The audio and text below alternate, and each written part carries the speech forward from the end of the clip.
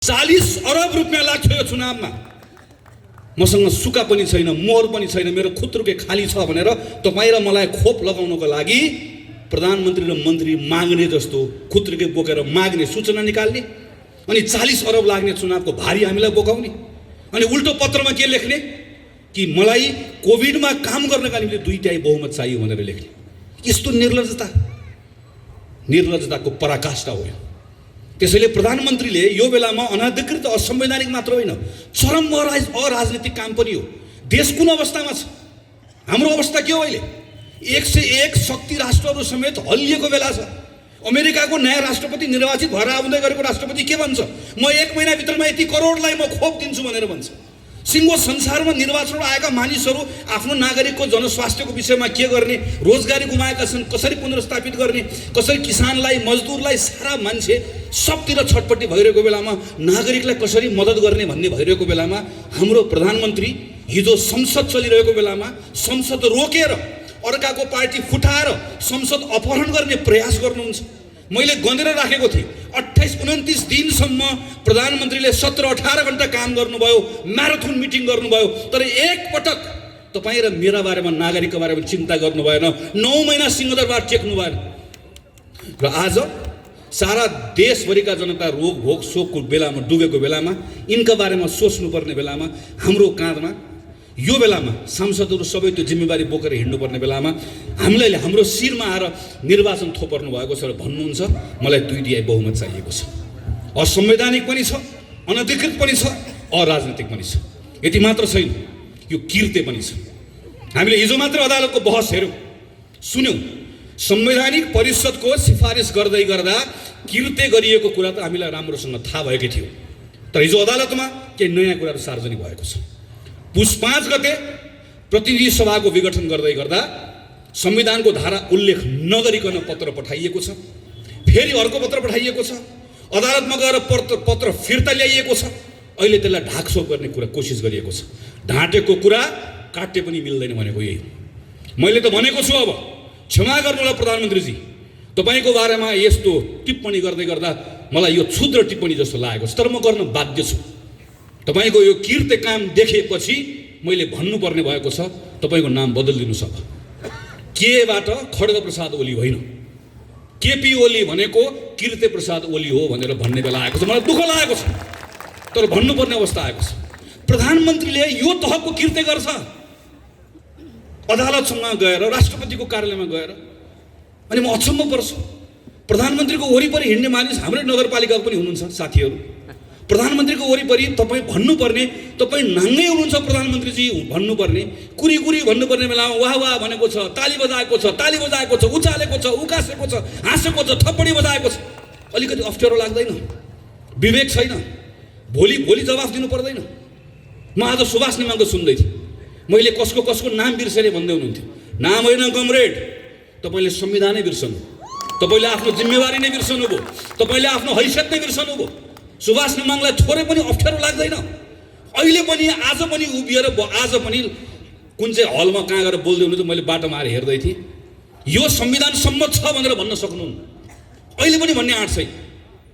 तर पनि आएर यो बेलामा आएर प्रधानमन्त्रीले गलत गरे पनि भन्न सक्नुहुन्न।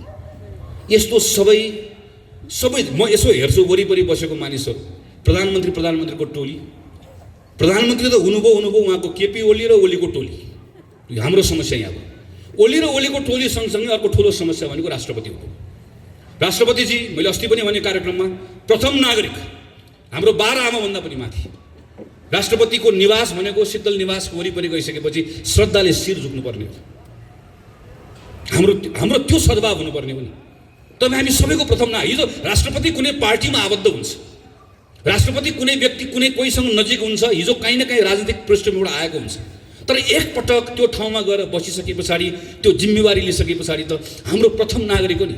वन्स प्रेसिडेन्ट अलवेज प्रेसिडेन्ट भनेर भन्छ। पूर्व राष्ट्रपति हुँदैन। रामवरण यादव पूर्व राष्ट्रपति होइन, राष्ट्रपति रामवरण यादव। एकपटकको राष्ट्रपति सधैँभरि राष्ट्रपति हुन्छ। अमेरिकामा प्रेसिडेन्ट ओबामा भनेको जस्तै, अमेरिकामा प्रेसिडेन्ट क्लिन्टन भनेको जस्तै हामीले पनि त्यस्तै संस्था निर्माण गर्न खोजेको। तर हेर्नुहोस् त, राष्ट्रपतिको पनि नाम बदलिनु पर्ने अवस्था आयो। मलाई क्षमा गर्नु राष्ट्रपतिजी, दुःख लागेको छ। यो पटक्कै भन्ने मन होइन। बडो सम्मानका साथ तपाईँको नाम लिने इच्छा हो, तर तपाईँको हरकतले हामी भन्न बाध्य भएका छौँ तपाईँ हाम्रो राष्ट्रपति होइन, तपाईँ केपी ओलीको एउटा गुटपति हो। राष्ट्रपति एउटा गुटपतिमा सीमित रहनु भयो। त्यसैले मेरो त तपाईँलाई आग्रह छ, यत्रो धेरै राजनीति गर्ने रहर छ भने छोडिदिनुहोस् न, आउनुहोस् यहाँ तपाईँहरूको कार्यालय छ यता कतातिर धुम्बराईतिर एउटा अध्यक्षको कुर्सी खाली छ, 2टा अध्यक्ष हुने पार्टी हो, एउटा अध्यक्ष गइहाल्नु, आउनुहोस् बस्नुहोस्, नेपाली कम्युनिस्ट पार्टीको अध्यक्ष हुनुहोस्, चलाउनुहोस्, तपाईँकै पार्टी हो। तपाईँ पार्टी चलाउनलाई तपाईँको गुट चलाउन त्यत्रो आतुरता छ, तपाईँलाई देश चलाउने जिम्मा भन्दा त्यो महत्त्वपूर्ण, आउनुहोस्। तर तपाईँले सक्नु भएन, तपाईँ मेरो हाम्रो राष्ट्रपति हुन सक्नु भएन। राष्ट्रपतिले सम्मान आर्जन गर्ने भनेको त आस्था भनेको त जित्ने हो नि बाबा। जबरजस्ती गरेर मलाई सम्मान नै भनिदिन्छु नि, अगाडि त भनिदिउँला, तर आस्था भनेको त यहाँबाट आउँछ, हृदयबाट आउँछ नि। तपाईँले गुमाउनु भयो। जसरी प्रधानमन्त्री केपी शर्मा ओली र उहाँको टोली यसको सबैभन्दा ठुलो यो संवैधानिक अपराधको यसको कुको सबैभन्दा ठुलो यसको जिम्मेवार हो, यसको साझेदार राष्ट्रपति हो। योभन्दा यो परिस्थिति निर्माण गर्नेमा अर्को ठुलो जिम्मेवारी उहाँहरूले बोक्नै पर्छ। त्यो जिम्मेवारी बोक्ने भनेको नेपाल कम्युनिस्ट पार्टीको अर्को टोली हो। मैले आजभोलि उहाँहरूलाई के भन्ने गरेँ, नेपाल कम्युनिस्ट पार्टी कोष्टमा हामी यहाँ छौँ, उहाँहरूलाई त्यसो गरी चिन्न सजिलो हुन्छ। कसरी चिन्ने नभए नेपाल कम्युनिस्ट पार्टी हामी यहाँ छौँ भनेपछि थाहा हुन्छ हामीलाई, जहाँ अहिले आजभोलि लेखेर राख्नुहुन्छ हामी यहाँ छौँ भनेर। मेरो उहाँहरूलाई धेरै कुरा छैन, मैले खालि उहाँहरूलाई केही कुरा स्मरण गराउने मात्रै हो, भेटेर स्मरण गराउने मन छ, दिनहरू मितिहरू स्मरण गराउने मन छ। हामीले संसदमा लडेको बेलामा तपाईँहरू कहाँ हुनुहुन्थ्यो? आज राष्ट्रपतिले यो भन्दै गर्दा कति पटक भन्यौ तपाईँको अगाडि संसदमा, त्यो बेलामा तपाईँले के गर्नुभयो? राष्ट्रपतिको शीतल निवासबाट षड्यन्त्रको गन्ध आउँदैछ भन्दै गर्दा तपाईँलाई सत्ताको सुगन्ध मात्रै आयो, कहिले तपाईँलाई गन्ध आएन। तपाईँले त्यो बेलामा तपाईँलाई त्यही तातो लाग्यो, न्यानो लाग्यो। हामीले तपाईँलाई कति पटक भन्यौँ सभामुख मात्रै हुनुहुन्छ, उपसभामुखको चयन गरौँ, संसदको बैठक अवरुद्ध गरौँ। उपसभामुख भएको भए आज संवैधानिक परिषदको अवस्था यो हुँदैन थियो। हामीले तपाईँलाई कति पटक भन्यौँ अदालत नचलाउनुहोस्, अदालत चलाउनु भयो, त्यो भन्दै गर्दा तपाईँ कहाँ हुनुहुन्थ्यो? हामीले तपाईँलाई कति पटक भन्यौँ निर्वाचन आयोगको पवित्रतालाई कायम राखौँ, आज मेरो सूर्य कहाँ गयो भनेर खोज्दै हिँड्नु परेको छ। हामीले हिजो भन्दै गर्दा कहाँ हुनुहुन्थ्यो? तपाईँहरू हुनुहुन्थ्यो कहाँ? तपाईँहरूमध्ये एकजना पाइलट भन्दै प्लेन चलाउने कुरामा मजाले तम्सेर बस्नुभएको थियो। तपाईँहरूमध्ये एकजना मौका परेको बेलामा माओवादीलाई घचेटेर निकाल्ने हो, हामी पूर्व एमाले एक हुने हो कमरेड भनेर मक्ख परेर मजाले तपाईँ घुम्दै हुनुहुन्थ्यो। तपाईँहरूमध्ये एकजना सर्व पाल्दै हुनुहुन्थ्यो। तपाईँहरू मध्ये एकजना चुनाव हारेर पनि झ्यालबाट छिरेर राष्ट्रसभाको लोगो लगाएर तपाईँलाई माननीय हुन हतार भएको थियो। तपाईँहरू सबको नाडी छान्नु भएको प्रधानमन्त्रीले, नाडी छामिकन हेपेको, तर तपाईँलाई हेप्दै गर्दा देश पनि हेपियो। चिन्ता यसको कारणले गर्दा तपाईँका बारेमा धेरै कुरा भन्नु छैन, अहिले समयले हिसाब गर्छ।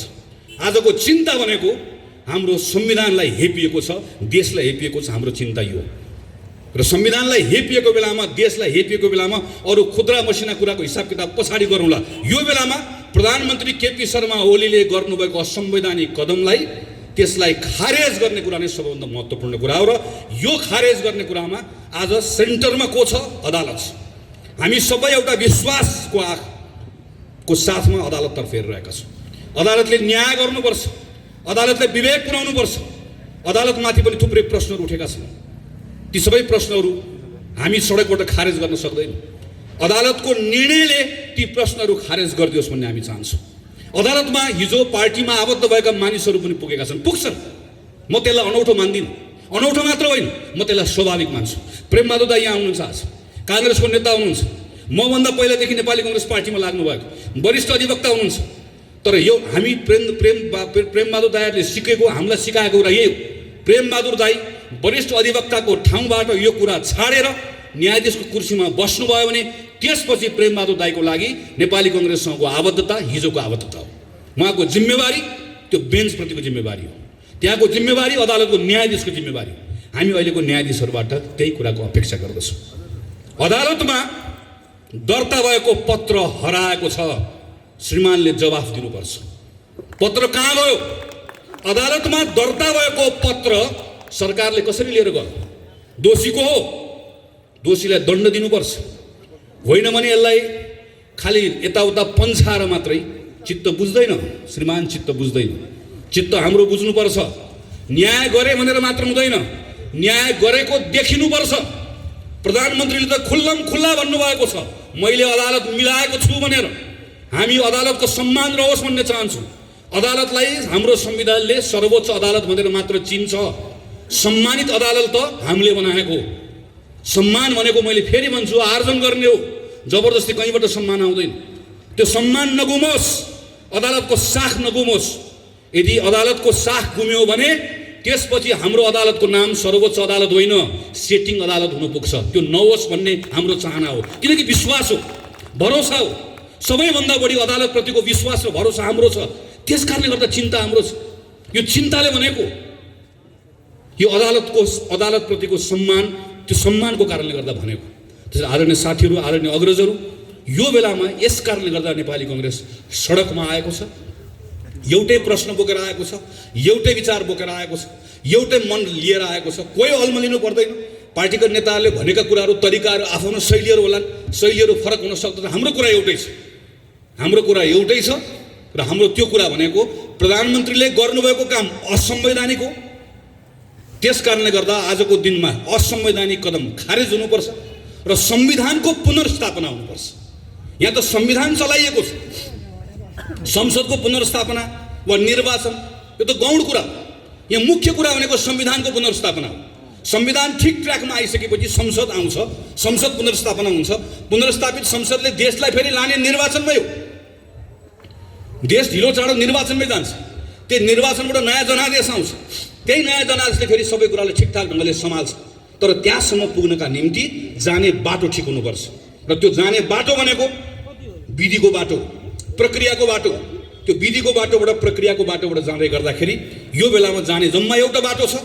सर्वोच्च अदालतप्रतिको हाम्रो विश्वास छ, हाम्रो भरोसा छ। प्रधानमन्त्रीले जे कुरा भन्नुभएको भए पनि, बाहिर जे हल्ला चलेको भए तापनि ती सारा कुरालाई अदालतले खारेज गरिदिन्छ र अदालतले न्याय गर्छ, अदालतले विवेक पुर्याउँछ, संविधानको पक्षमा उभिन्छ र त्यही निर्णयबाट संविधान सच्चिने काम हुन्छ। आदरणीय साथीहरू, यो बेलामा काङ्ग्रेस यस कारणले गर्दा पनि अरू बढी चिन्तित हुनु परेको छ। किनकि संविधानमाथि प्रश्नहरू उठ्दै गर्दा संविधानको धाराहरू मात्र चलाइएको हुन्न, संविधानप्रतिको विश्वास पनि चलाइएको हुन्छ। 15 सालमा संविधान बन्यो, 17 सालमा राजा महेन्द्रको महत्त्वाकांक्षीले खायो। राजा महेन्द्रले महत्त्वाकांक्षा नराख्नु भएको भए आज हामीसँग 60 वर्षको संसदीय प्रजातन्त्रको इतिहास रहन्थ्यो र आज संवैधानिक राजतन्त्र पनि रहन्थ्यो। केही फरक पर्दैन थियो। हामी संवैधानिक राजतन्त्र भएको, संसदीय प्रजातन्त्र भएको, एउटा परिपक्व हाम्रो राजनीतिक आर्थिक संस्थाहरू भएको, लोकतान्त्रिक संस्थाहरू भएको नेपाल एउटा विकासको अर्को चरणमा पुगिसकेको देश हुन्थ्यो। यो पुस्ताको नेपालीहरू काम खोज्नको लागि कतार, इजरायल जानु पर्दैन थियो। हाम्रो 30औं वर्ष खेर गयो। 46 सालपछि अघि सभापतिले चर्चा गर्नुभयो। म त 48 सालको एसएलसी दिएको मान्छे। 46 सालको आन्दोलनमा त क्लास 9 मा पढ्थेँ। प्रजातन्त्र जिन्दाबाद भन्दै भन्दै बाहरू सबै हामी पनि हिँड्यौँ। सबै कुरा बदलिन्छ भन्ने लाग्यो। गल्ती हामीले पनि गर्यौँ, कमजोरी हामीले पनि गर्यौँ। माओवादीको दुस्साहस, यत्रो मानिसहरू मारे अनाथ, दरबारको षड्यन्त्र फेरि गयो 10-15 वर्ष खेर। 65 सालपछि फेरि आयो। यो पनि त 12-13 वर्ष भइसक्यो। 10 वर्ष लाग्यो। राजनीतिक सङ्क्रमणको नाममा एउटा संविधान सभा आयो, भङ्ग भयो, यो भयो, त्यो भयो, बल्ल बल्ल संविधान आयो। अब एउटा मान्छेलाई सनक छले भत्काइदिने अब, अनि वैशाखपछि के गर्ने? संविधानले त बाटो देखाउँदैन। अनि फेरि अर्को एउटा कोर्समा जाने, फेरि एकपटक फेरि प्रजातन्त्र गुमाउने, अनि अलि वर्षपछि अर्को पुस्ता आउने, अनि त्यो बेलामा फेरि हामी सिनियर हुने, त्यो पुस्ताले आएर फेरि उसले आएर फेरि आन्दोलन गर्ने, अनि आन्दोलनबाट फेरि प्रजातन्त्र पुनर्स्थापना हुने, घुमिराख्ने हामी। त्यो अगाडि बढ्ने हो। हाम्रा कति विषयहरू छन्, हाम्रा कति मुद्दाहरू छन्, यी तमाम विषयलाई सम्बोधन गरेर अगाडि बढ्ने होइन। त्यस कारणले गर्दा यो संविधान चलाएको कुरालाई सामान्य रूपमा नलिउँ। म खास गरी तन्नेरी साथीहरूलाई आग्रह गर्छु, जेनेरेसनको कुरा हो यो। मैले देखेको छु मेरो आँखा अगाडि मेरो जेनेरेसन, जसले योभन्दा फरक ढङ्गबाट सायद योगदान पुर्याउन सक्थ्यो होला। गयो नि हाम्रो 15-20 वर्ष, अर्को जेनेरेसनको जान्छ। नेपाललाई यही अवस्थामा राख्ने हो कि अगाडि लिएर जाने हो? म मात्र होइन, हामी सबै चाहन्छौँ, सायद होइन पक्कै पनि हामी सबै चाहन्छौँ हाम्रो जीवनकालमा हाम्रो देश बदलिएको हेर्न चाहन्छौँ नि। हामी यस्तो परिचय भएको नेपाल चाहन्नौँ नि, यो बदलेको चाहन्छौँ नि, विकासको अर्को चरणमा पुग्न चाहन्छौँ। यसरी पुगिन्छ, पुगिन्न नि। त्यसैले अहिले जहाँनिर यसलाई रोक्ने प्रयास भएको छ, यसबाट बचाउनुपर्छ। हेर्नुहोस्, जब शासकहरू कमजोर हुन्छन् त्यो बेलामा तिनले जनताको भावनासँग खेल्न थाल्छन्। कोही धर्मको नाममा खेल्छन्। हेर्नुहोस् त कहिलेकाहीँ मान्छे त कोही के भनेर आउँछ, जसले हिजो मौका पाएको बेलामा हाम्रो मन्दिरको मूर्ति छाडेन, उसले तपाईँ र मेरो मन्दिर जोगाउँछु भनेर आउँछ, तपाईँ र मेरो धर्म जोगाउँछु भनेर आउँछ। हाम्रो धर्म यति कमजोर छ अनि हामीले कहिलेकाहीँ लाग्छ हो हाम्रो बा खतरामा पऱ्यो यसले जोगाइदिन्छ कि, हामीलाई लाग्छ। कहिले हाम्रो जात जोगाउँछु भनेर आउँछ, अनि अर्को को आउँछ, कहिले देश जोगाउँछु भनेर आउँछ। नक्सा बनाएको बेलामा म सम्झन्छु, जब भारतले एकतर्फी नक्सा बनायो, हामी सब बोल्यौँ, काङ्ग्रेस कम्युनिस्ट सबै बोल्यौँ। म अहिले पनि प्रधानमन्त्रीलाई आरोप लगाउँदिनँ, प्रधानमन्त्रीले तुरुन्तै नक्सा नबनाउँदै गर्दा सायद देशको प्रधानमन्त्रीले हामीले भन्दा फरक ढङ्गले सोच्नुभयो होला, उहाँले सोच्नु पनि पर्छ। यसलाई हामीले सडकको विषय बनाएनौँ, हामीले उहाँमाथि दबाब दियो, एउटा आधार उहाँलाई दियो, नक्सा बनायो। नक्सा बनायो। आज हामी के चाहन्छौँ, नेपालको जोसुकै प्रधानमन्त्री होस्, अब हामी भारतसँग यो विषयका सन्दर्भमा हामी समान सम्बन्धका आधारमा विषयलाई टुङ्ग्याउन चाहन्छौँ। भारतसँग पनि त्यही हो, चीनसँग पनि त्यही हो, अमेरिकासँग पनि त्यही हो। हाम्रो विदेशसँग हुने सबै सम्बन्धहरू समानताका आधारमा हुनुपर्छ र नेपाल यो ठाउँमा एक ढिक्का भएर उभिनुपर्छ भन्ने चाहन्छु। तर हेर्नुहोस् त यो विषयलाई कहिले नक्सा बनाएकोले मलाई मेरो पार्टीबाट निकालिदिन खोज्यो, नक्सा बनाएकोले मलाई प्रधानमन्त्री बदलिदिन खोज्यो, नक्सा बनाएको कारणले गर्दा मलाई घेराबन्दी गरेर अलिकति अप्ठ्यारो लाग्दैन? अनि यसो भन्दै गर्दा प्रश्न गर्नु पर्दैन? प्रत्येकले प्रश्न गर्नुपर्छ। हेर्नुहोस्, यही अस्ति मैले हेरेँ, मलाई छक्क पर्छु कहिलेकाहीँ। यही जी टेलिभिजनको पत्रकार हो जसले हाम्रो प्रधानमन्त्रीलाई चीनको राजदूतसँग जोडेर अश्लील शब्दहरू प्रयोग गरेर समाचार बजाउँदै गर्दा हामी हो संसदमा बोल्ने, हामी हो सामाजिक सञ्जालमा लेख्ने, खबरदार प्रधानमन्त्री केपी शर्मा ओलीसँग 1000 असहमति छन्, तर मेरो प्रधानमन्त्री हाम्रो प्रधानमन्त्री हो, हाम्रो प्रधानमन्त्रीको बारेमा लेख्ने खबरदार भनेर लेख्ने हामी हो। मैले लेखेको भाषामाथि त्यो बेलामा गरेको टिप्पणी मैले पनि सम्झन्छु, यसरी नलेख्नुहोस् पछि अप्ठ्यारो पर्ला भनेर लेखेको सम्झन्छु। मैले मात्र होइन, सयौँ साथीले लेखे, पत्रकार लेखे, सबले लेखे।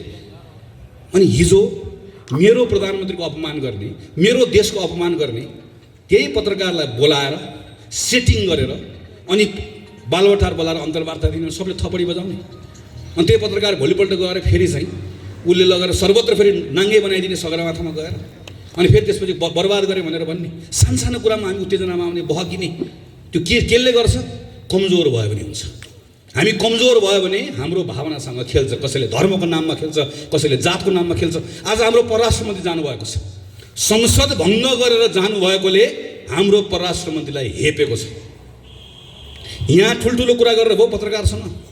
हाम्रो परराष्ट्र मन्त्रीले भारतको प्रधानमन्त्री भेट्न पाउनु भएन, उहाँबाट आएको जासुसले भेट्छ, जासुसले मास्क लाएर आएर छिरेर भेट्छ हाम्रो प्रधानमन्त्री। यहाँ चीनको जासुसले पनि भेट्छ, भारतको जासुसले पनि भेट्छ। हामीले देखेनौँ, पढेनौँ, सुनेनौँ। तर हाम्रो परराष्ट्र मन्त्री भारत भ्रमणमा जाँदै गर्दा भारतको प्रधानमन्त्रीलाई भेट्ने समय पाउनु भयो। यसो भन्दै गर्दा खुच्चिङ म भन्दिनँ, दुःख लागेको छ र यो कुरालाई हामीले मनमा लिएका छौँ।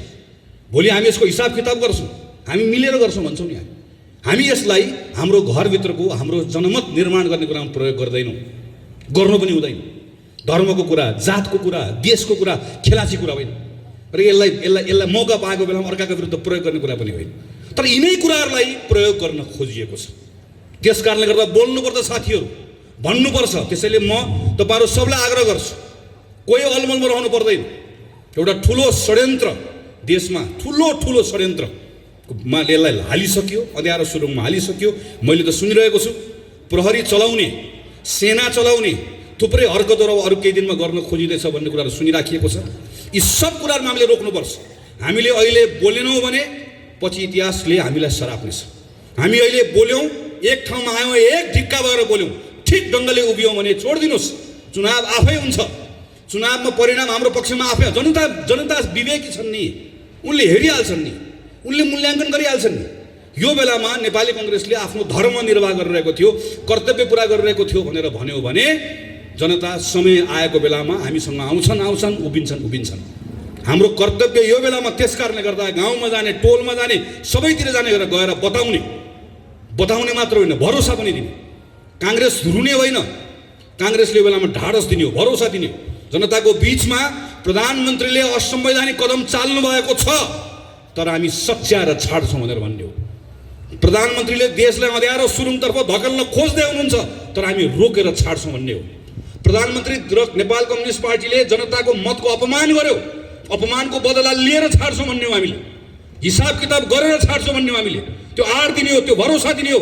काङ्ग्रेसको साथीहरूले एउटा ताकत आफूमा पनि राख्ने हो, जनतालाई पनि एउटा आड भरोसा दिने हो। यो काममा तपाईँहरू सबै लागिराख्नु भएको छ, थप लाग्नुहुन्छ भन्ने विश्वासको साथमा आज हामी 753वटा पालिकामा यसरी बाहिर आएका छौँ 4 तारे झन्डा बोकेर।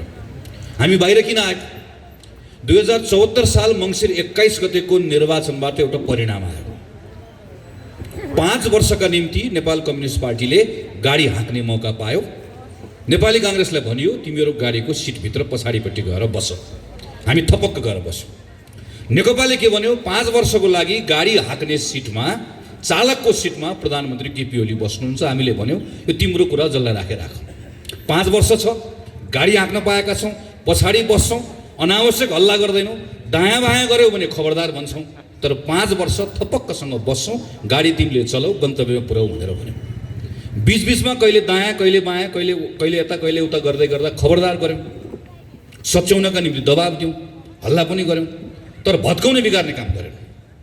गाडीको चालकले के गर्यो, अस्ति केही महिना अगाडि हामीलाई भन्यो एकछिन गाडी रोक्छु, तपाईँहरू खानासाना खानुहोस्, एकैछिन रोक्छु भनेर भनेको, खाना हामीलाई पठाएर फर्केर आउँदै गर्दा हेरेको गाडी नै भिरबाट झारिदियो, गाडी नै बाँकी छैन। गाडी किन झारेको भनेर भनेको, मसँग धेरै न्यु खोज्यो ढाल्ने भनेर भन्छ। तपाईँले गाडी यसरी झार्न पाउनुहुन्छ भनेर सोधेको, उसले के भन्छ हामीलाई, गाडी झार्न पाइँदैन भनेर कहाँ लेखेको छ? गाडी झार्न पाइँदैन भनेर लेखेकोले गर्दा गाडी चलाउने जिम्मा पाएकोले गाडी नै भिरबाट ढाल्यो, गाडी नै छैन। अब त्यही कुरा खोज्न हामीहरू आज सडकमा आएको। जसरी गाडी चलाउने जिम्मा लिएकोले गाडी भिरबाट धकेल्न पाउँदैन, त्यसो धकेल्यो भने आफ्नो अधिकारमा नभएको काम गर्यो भनेर हामीले भन्छौँ।